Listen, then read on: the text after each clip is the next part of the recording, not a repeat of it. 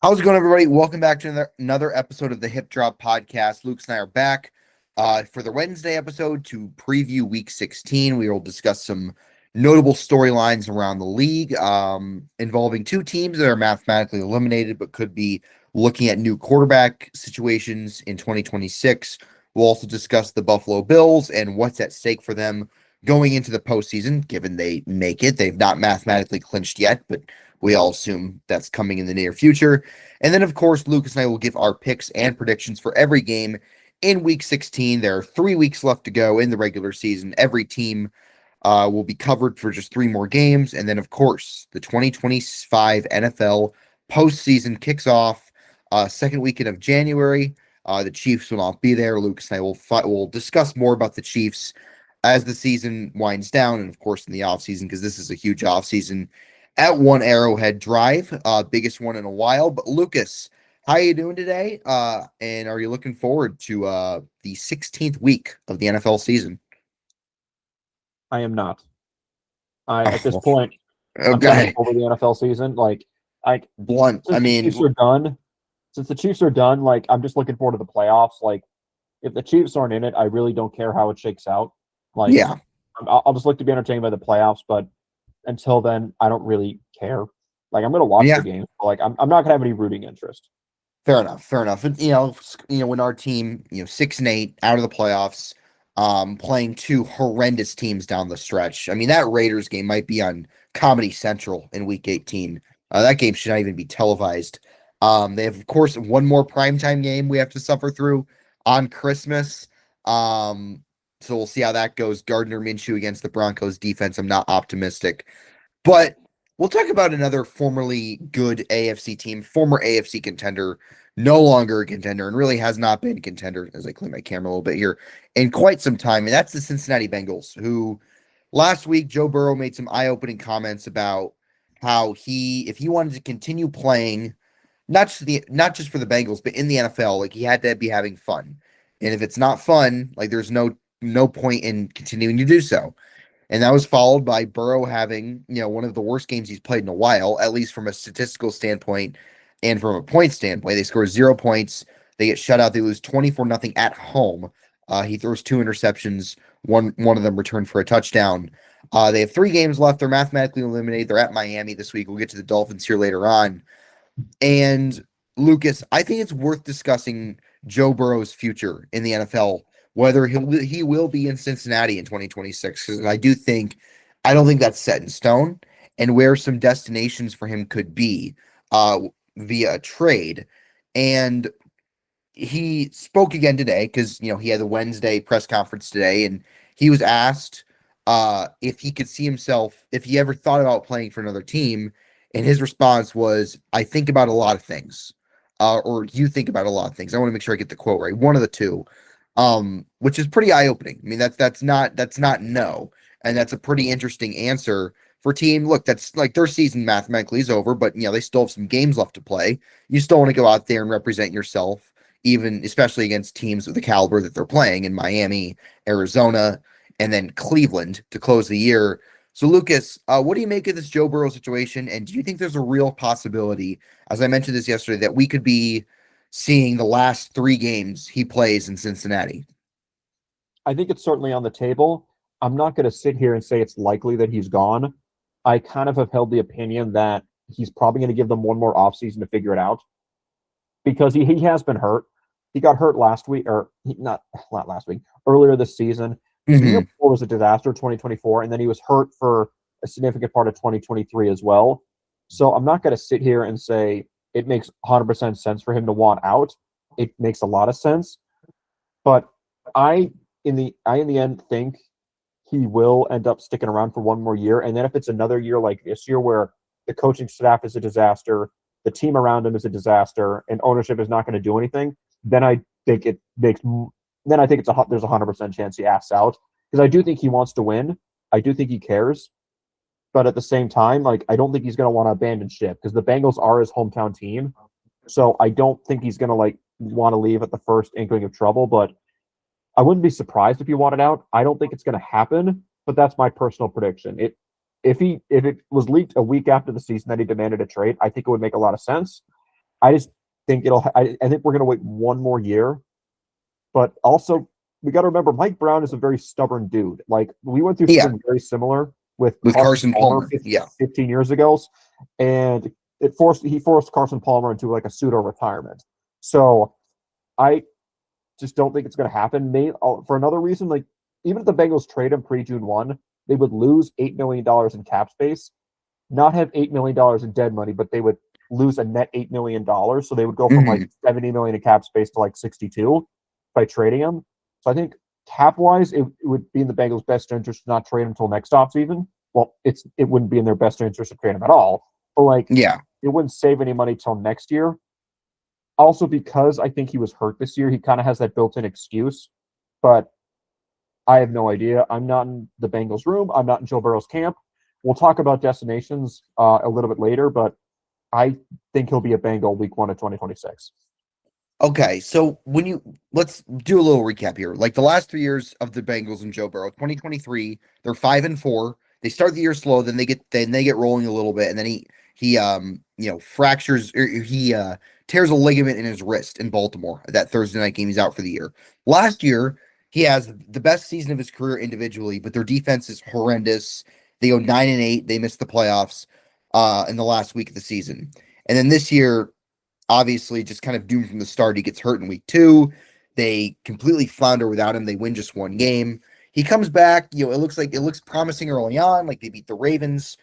They lose a hard-fought game in Buffalo, and then they just, kind of hit rock bottom against the Ravens. I respectfully disagree with you. I don't think he I'd be surprised if he's back there next year. I think he's basically seen like enough is enough. They haven't made the playoffs in 3 years. He's been hurt 2 of those years. Their offensive line has always been terrible. Their defense, really ever since their, back-to-back deep playoff runs, has not been the same. It's gone from like below average to downright horrendous. It's gotten worse every year. He's got to wonder, like, what's the point? You know what I mean? And he looks around the AFC and he sees Bo Nix going to the playoffs. He sees CJ Stroud going to the playoffs and Trevor Lawrence going to the playoffs and old ass Aaron Rodgers potentially going to the playoffs, saying, like I'm better than these guys. And these guys, are playing on better run organizations, more stable franchises, and playing in January.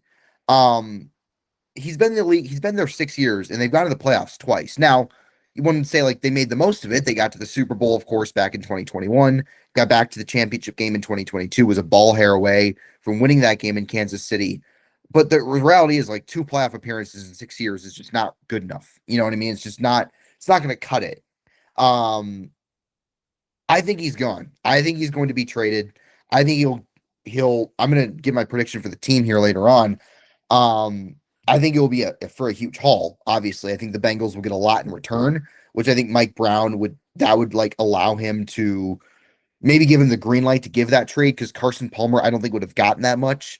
Wouldn't have gotten as many picks back, maybe a player or two. But I don't think he's in Cincinnati next year. I just think he's had enough, and he's going to go to a team where he feels he has a better chance to play meaningful football late in the season. I certainly hear you. Like, I think that makes a lot of sense logically. And I think if I were Burrow, I would want out. But if I were just to play devil's advocate, he was hurt a lot of this year. Granted, that proved how shitty the Bengals were around him. At the same time, the Bengals did pretty much do exactly what he wanted to last offseason. Yeah. They paid Jamar Chase, they paid T. Higgins, they retained Trey Hendrickson, though they didn't exactly give him like a long-term contract, and they paid Mike Gesicki. So it's not like the Bengals have done nothing for him. I am probably going to give the percentage chance he's traded like 40 to 45, and then like 55 to 60% chance he's back. So I'm not sitting here saying, oh, I'm very confident he's going to be back. I'm just going to pick on that side of the basically what is a 50-50 in my mind. In terms of teams, I think I know who you're going to say. So I'll try and like list off some teams that I think could be sleeper teams. If I had to pick a team that is not your team that makes sense, you have to think that the New York Jets make some sense. Again, they don't have exactly have a good infrastructure around him, but they have to win. Like, you got to start with the team that has the most first round picks, and that is the New York Jets. because the Cowboys also have multiple ones. I don't think that's going to happen. I got a sleeper team, and if this happened, it would break the NFL. Like, this might be the biggest trade in NFL history. It might make the Quinn Hughes trade in the NHL that happened last week look like nothing. Yeah. And the thing is, this team made arguably the biggest quarterback trade in NFL history 5 years ago, 4.5 years ago. Imagine if the Rams win the Super Bowl, Matthew Stafford retires, and the Rams package the extra one they have and their own first round pick Yeah. and next year's one and the one after that and a package to get Burrow. Like, the Rams proven they could draft in the later rounds relatively well. They can find diamonds in the rough. If Stafford retires, like, why wouldn't the Rams go all in? They have the assets. They can make the money work. And they have a relatively good roster, and they have an offensive coach that's pretty much a better version of what he has now in Cincinnati. And a GM that's not afraid to do what he wants to do to make the team better, and an owner that's not afraid to spend money. Like, I know you're going to say another team in the NFC, but I would argue the Rams make a ton of sense. But granted, that is dependent on Stafford retiring. If Stafford Yeah. wants to come back for another year, that's not going to happen. That's the thing. Yeah. Yeah. I have a difficult time seeing Stafford retiring given how good he's been this year. Like, he's likely going to be the MVP. There's been one MVP in NFL history that's retired the next year, and that was Jim Brown back in the 1960s. So I think Stafford probably comes back. So that's the one. Now, if he does, then sure, yeah. But I just think the likelihood of him retiring isn't super high. But that would be insane. Like, that'd be insane. The last time a defending Super Bowl champion had a new opening day starter the next year was the Broncos in 2016 when Peyton Manning retired. Now, Matthew Stafford, 2025 Matthew Stafford and 2015 Peyton Manning are not the same.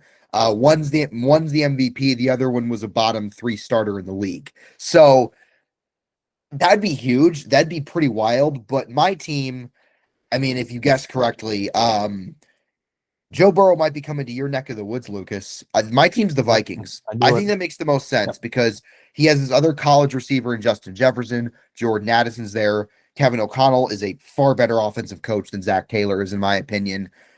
Pretty good running game, which you didn't really have in Cincinnati, and a better defense with Brian Flores coaching the defense rather than the Bengals defense. Now, the argument is JJ McCarthy has played better in recent weeks, but realistically, like, what is JJ McCarthy's ceiling? Like, I don't think it's super high. I think his ceiling is maybe like a above average starter, whereas Joe Burrow at his best is clearly much better than that. So I think McCarthy, by playing well these last handful of games, which he's started to do, he's at least upping his trade value where the Bengals can look at him and say, okay, maybe. So I think he'd go back to Cincinnati. They'd obviously send a ton of picks, and then Burrow would go to Minnesota in the Vikings. That, I think that's the thing that makes the most sense. I get the Jets argument.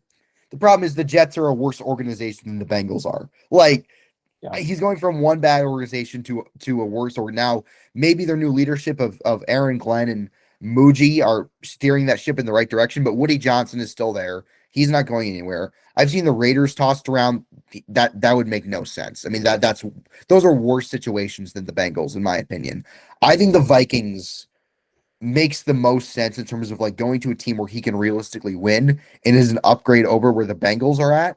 I get the Rams argument, but like then again, like I'd be stunned if Stafford retires after the year, given how good he's been this season.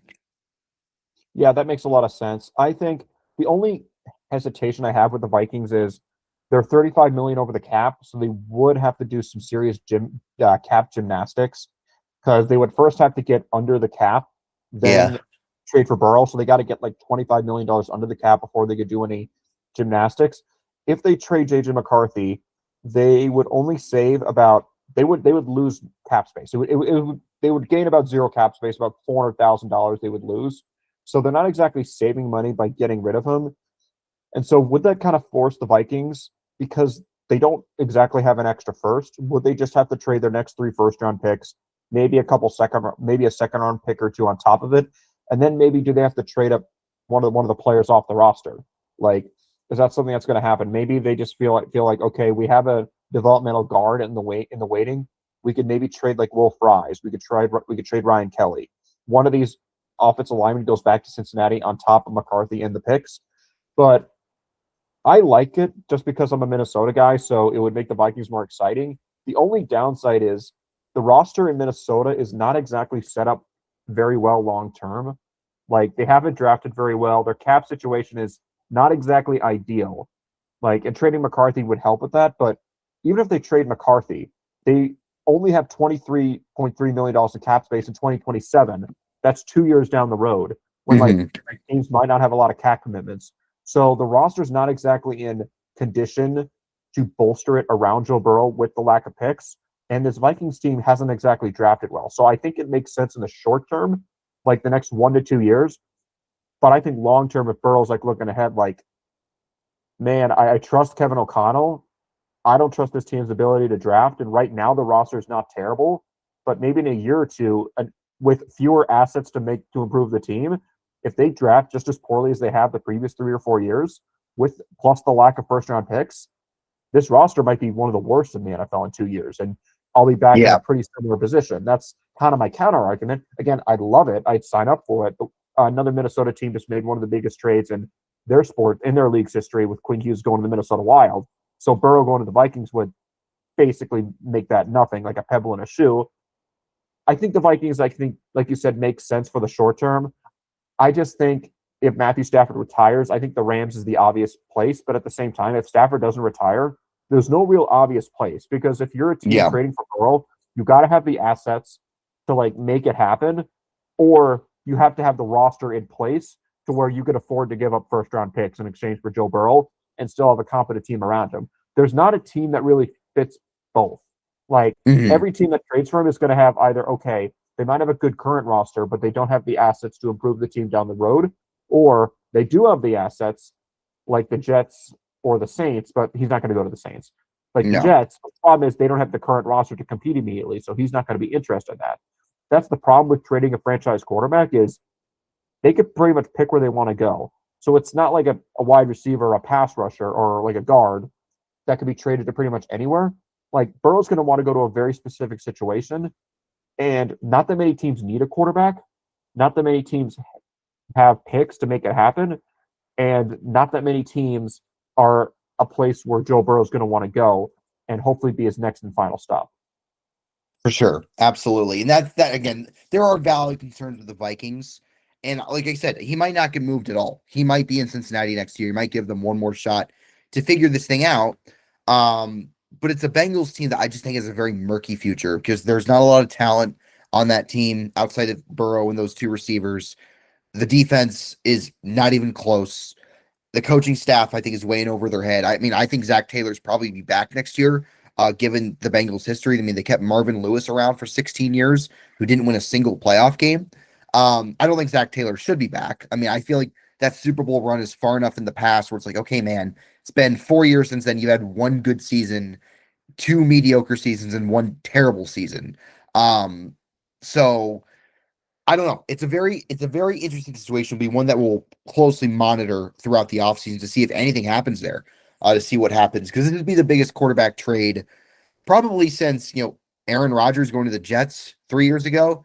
And of course that didn't go as planned for New York. Russell Wilson to Denver was an even bigger disaster, I'd argue. So the last quarterback trade that really worked was Stafford, ironically, going to the Rams, and Jared Goff going to the Lions. That honestly worked pretty well for both teams. So it'd be curious to see how this one shakes out if it occurs.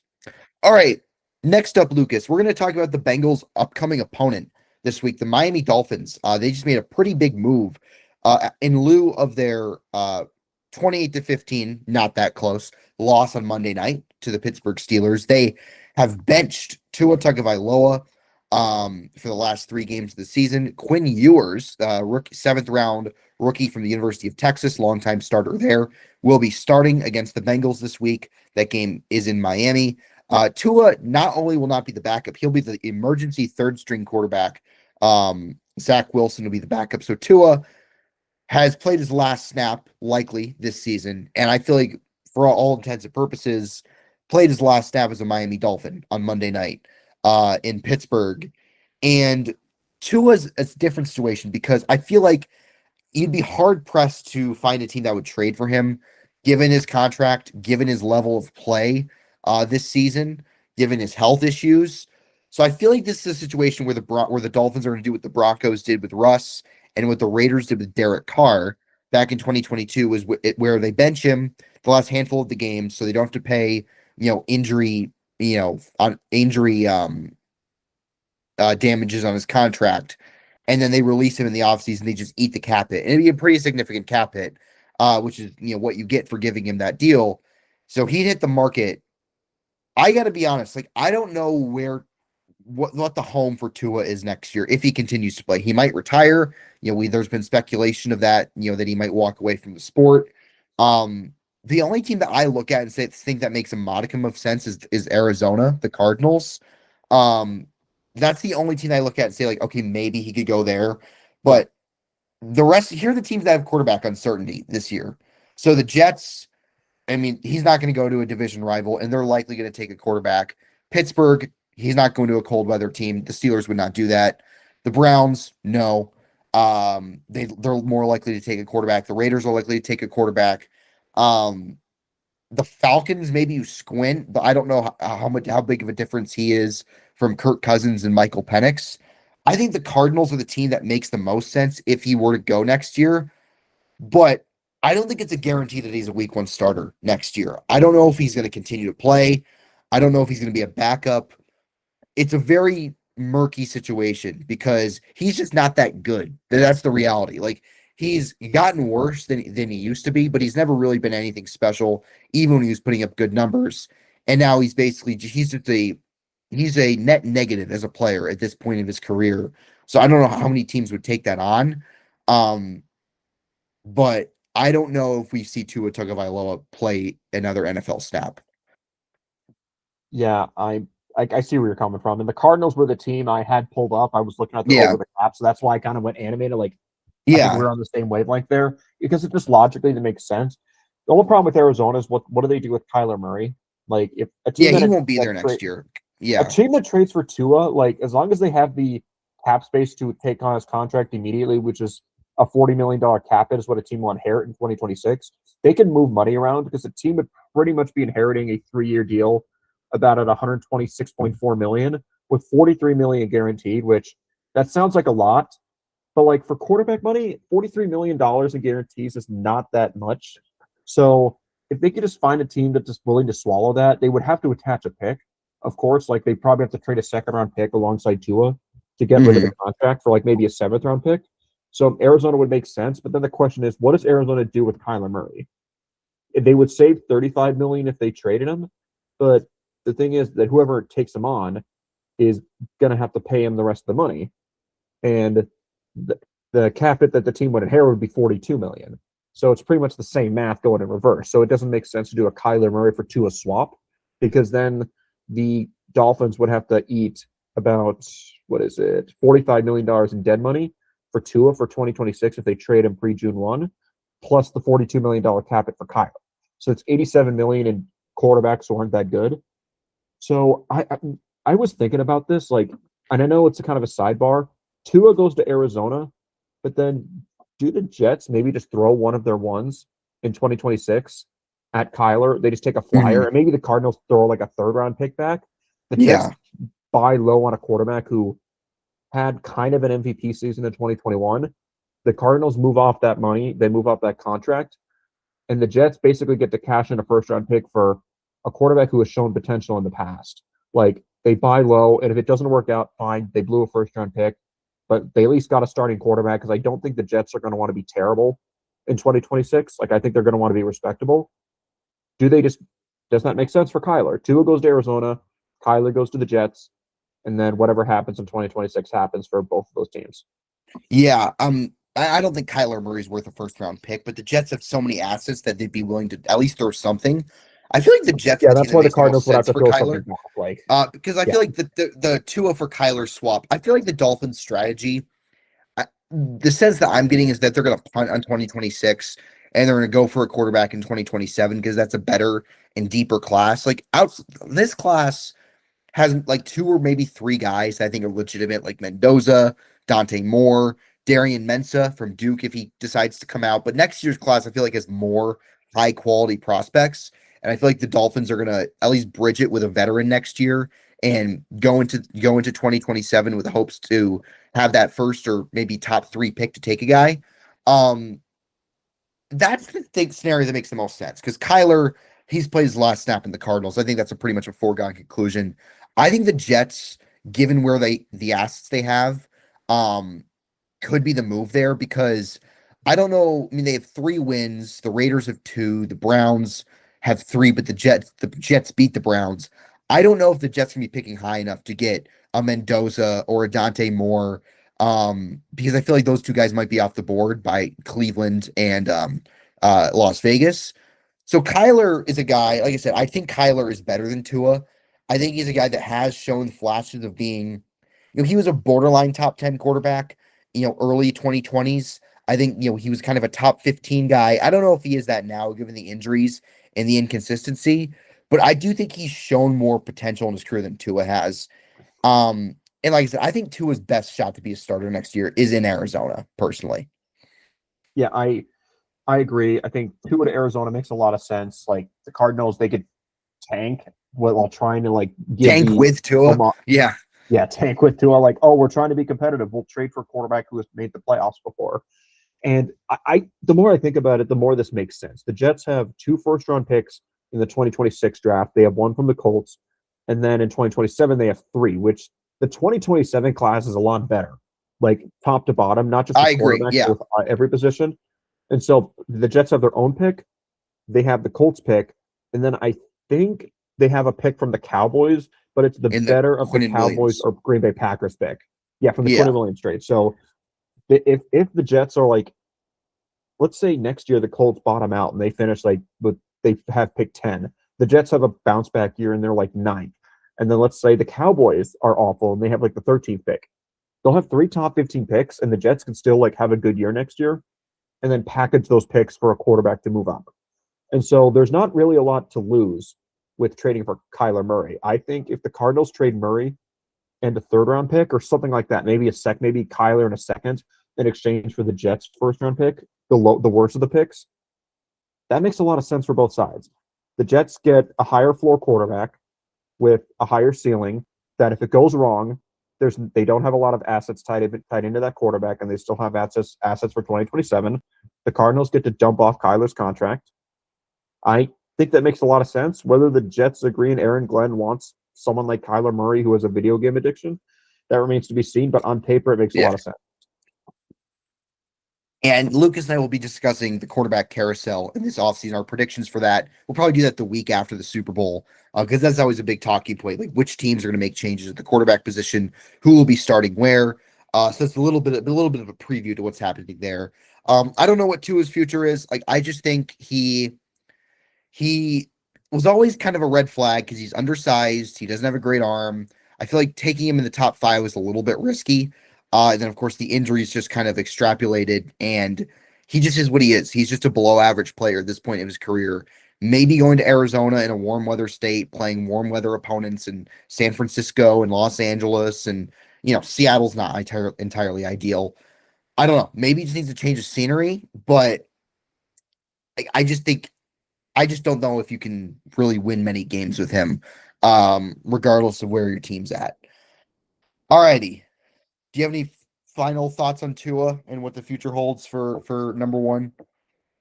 Nope, I've already spent way too much of my night thinking about that man. So let's Yeah. move on to a different All quarterback or team. Or Yes, different AFC East team. Yes, the Buffalo Bills, the Miami Dolphins divisional opponent. So the Bills are 10-4. They are riding a 3-game winning streak. They just had a huge come from behind victory over the New England Patriots. They're on 21-0, down 24-7 at halftime. Josh Allen puts the cape on. They come back and win. And there's been a talking point about this within the media. And the Chiefs are out of the playoffs. The Bengals are out of the playoffs. Those are the 2 teams that the Bills have lost to in the last 5 years. The Ravens, there's a decent chance they don't make the playoffs.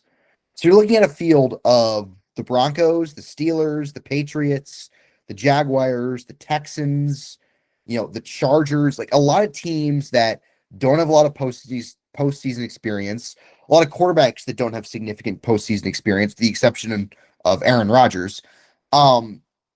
I feel like if the Bills don't make the Super Bowl this year, it's a colossal disaster, and they never will. And they should probably make some changes. This is set up perfectly for them to be in Santa Clara and to finally get over the hump. Because this Bills team, they've been so good for so long. 5 straight years, 5 straight division titles, 2 AFC championship appearances. They've won a playoff game every single season, but they just haven't been able to get past the Chiefs. Of course, they lost to the Bengals in 2022.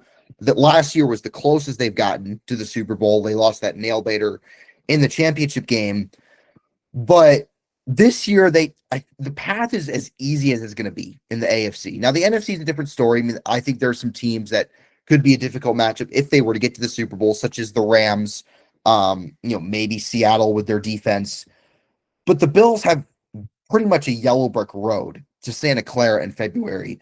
I just can't remember a team that has had more pressure on them going into the postseason than the Bills will have in 3 weeks. And for Josh Allen, as great as he is, he needs to get this on his resume. He needs to get to the Super Bowl and act and win it. You know what I mean? He needs to add a ring, and this is the year to do it. I feel like it's now or never for the Bills.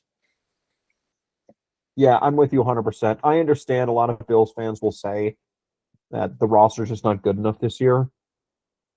At the same Yes, water. time, Hold on. man, like who's better than them? Like, I understand, like they're probably not gonna win the division. Like, if just looking at the scenarios, even if the Bills went out and they go 13-4, if the Patriots go 2-0 against the Jets in Week 17 and the Dolphins in Week 18, no matter what happens in Baltimore this weekend, the Patriots are going to win the division. Even then, looking at their path, if the Bills want to get to the Super Bowl, it would be at Baltimore or at Pittsburgh, one of those two. That's a winnable game. At Denver in the divisional round, most likely. And then probably at New England or at Houston, the AFC Championship game. Like, that's Mm-hmm. perfectly doable. And I don't care if they're the 5 seed. If the Bills have a healthy Josh Allen, they should go to the Super Bowl. I just don't care. Like, They they have have to win to. 3 playoff games. They have to win 3 playoff games. Like, even if they're on the road, like, one of those is going to be at Pittsburgh or at Baltimore. Neither of those teams are very good. At Denver, that'll be a tough game. And then at New England or at Houston, like, two very inexperienced teams. Or Houston's not that inexperienced, but like, no team like you're really like, okay, that's going to be tough. The Bills are going to be favored in every playoff game they play in Oh, the every AFC. single one. Maybe Yeah. not the Super Bowl, but like, this has to be the year. Like, I just don't care. Like, that's why I'm so frustrated with the Chiefs. Like, I honestly believe this. If the Chiefs got it together and ended up being the 7th seed, I'd probably pick them to go to the Super Bowl. Like, just because Yeah. like, who's going to beat them? Like, and that's what I'm thinking with the Bills. Like, I understand their roster 2 to 53 is not up there with maybe the best in the AFC, but they have the one X factor. And if Bills fans really think Josh Allen is as good as him, they got to do it this year, because the only time they lost in the playoffs was to teams who had quarterbacks as good or better than Allen. There's no Mm-hmm. quarterback Yeah. in the AFC playoff field, say for maybe Lamar if he could get his shit together, but even then, I doubt it. It has to be the No. year for Buffalo. Like, they don't have to win the Super Bowl, but they have to get there. If they lose, I think if they lose in the AFC Championship game and it's close, like, I'll maybe give them a little bit of forgiveness. But if they lose in the wild card or divisional round, Sean McDermott should be fired. Brandon Beane should be fired. Everyone should go, because if they don't make the Super Bowl this year, Allen would have gone his entire They never prime will. without playing in a single Super Bowl. Because he's going to turn 30 next May. So Exactly. it's put up or shut up for Buffalo. If they do it, good for them. And if they win the Super Bowl, no one's going to really care. Allen has his ring. Bills fans are happy for life. But if they lose in the wild card or divisional round, it's a missed opportunity, because I think the Chiefs are going to be back. I would think a couple other teams in the AFC are going to get better.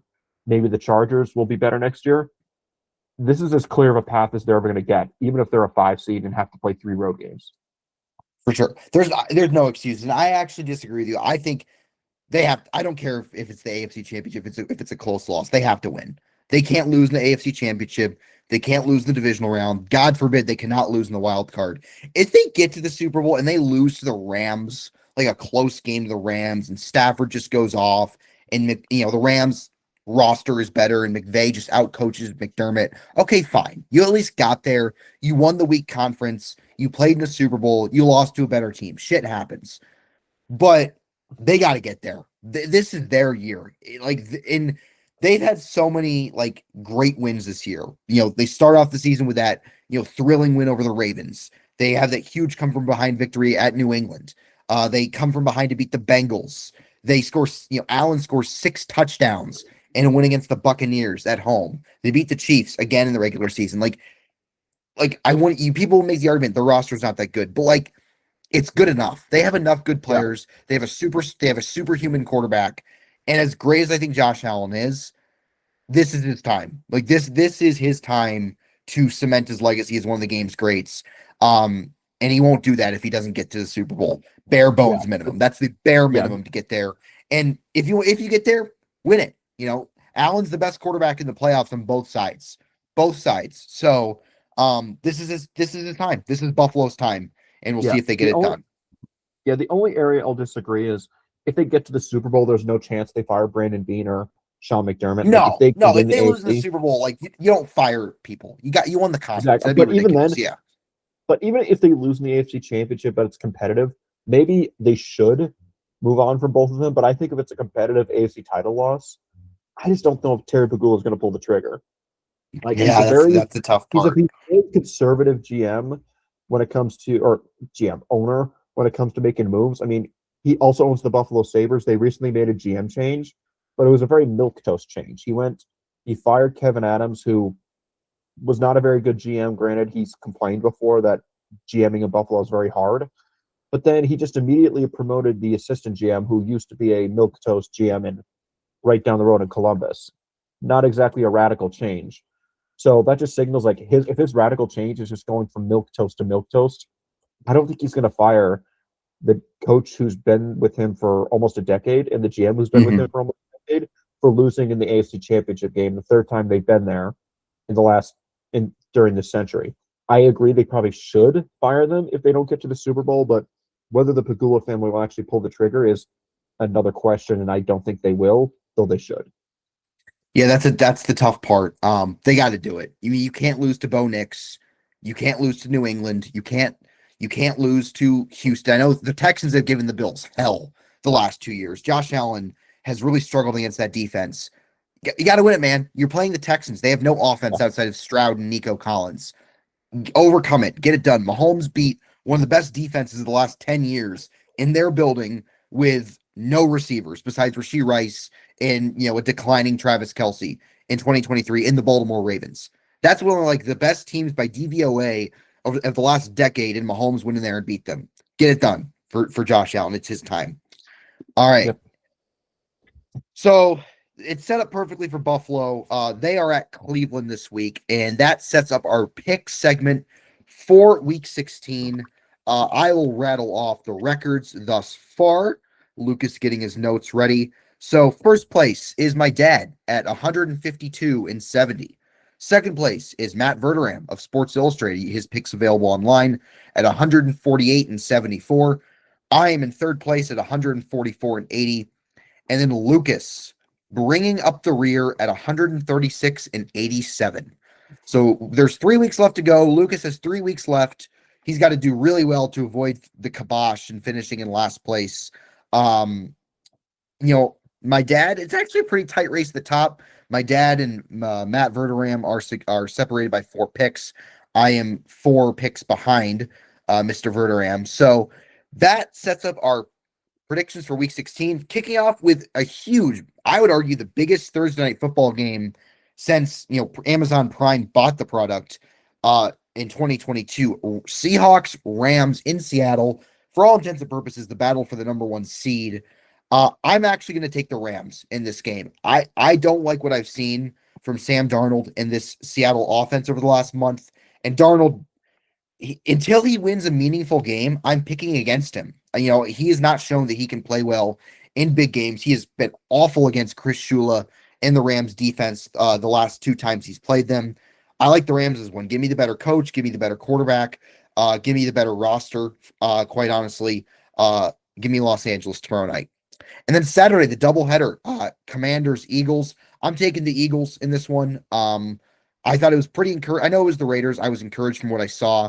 on last Sunday, winning 31-0. Bears, Packers in Chicago. I'm actually going to take the Bears. I don't think the Packers are going to sweep them, especially since the Bears are at home and there will be no Micah Parsons in this game. So give me Chicago. And then we're going to go to the Sunday slate in the early window. Panthers, Buccaneers, the first of two matchups for the NFC South. I'm actually going to take the Panthers to win this game at home and to take control of the division. I feel like the Buccaneers feel like a team that is pretty fractured at the moment. I feel like players are losing some faith in Todd Bowles.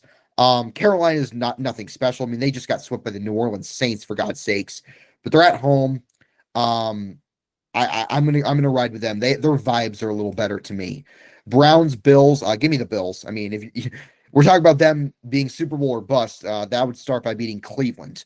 Cowboys, Chargers. I'm actually gonna take the Cowboys in this game at home. They're likely gonna be mathematically eliminated, so they'll be playing loose. They'll have nothing to play for, and I feel like the Chargers have kind of been getting by the skin of their teeth the last handful of games. I think it's going to come back to bite them in the ass. The Bills will come due in this game. Saints, Jets. I'm actually taking the Jets in this game. I think they're going to get one more win with Aaron Glenn this year. I mean, the Saints winning 3 in a row would be wild, considering I predicted this team to go 0-17 before the season.